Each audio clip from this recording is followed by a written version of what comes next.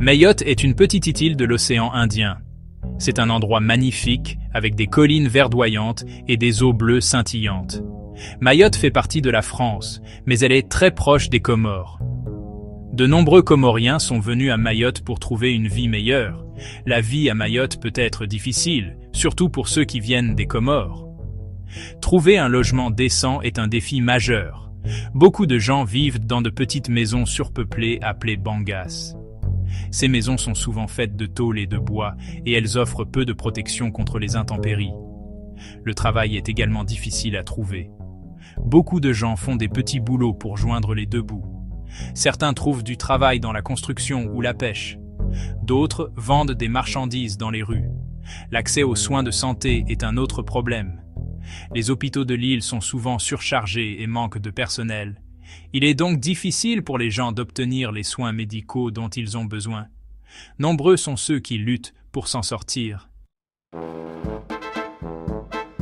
En décembre 2024, le cyclone Chido a frappé Mayotte avec une force terrifiante.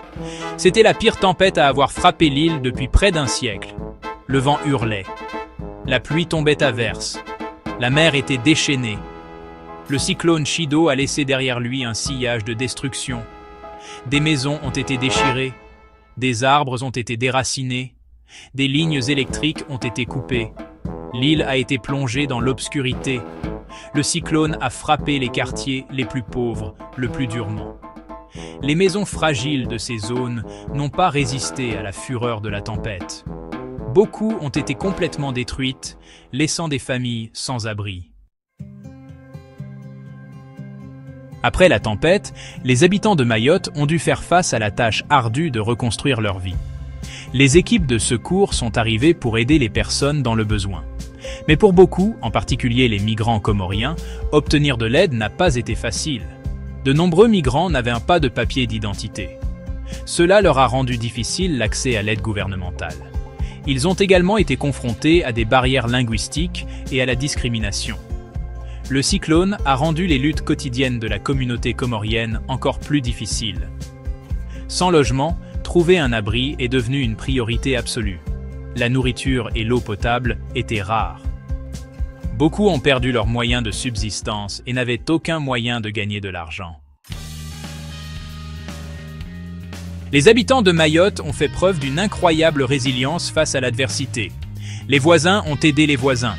Les communautés se sont rassemblées pour soutenir ceux qui avaient tout perdu. Le cyclone a été une tragédie, mais il a également mis en évidence la nécessité d'un changement à Mayotte.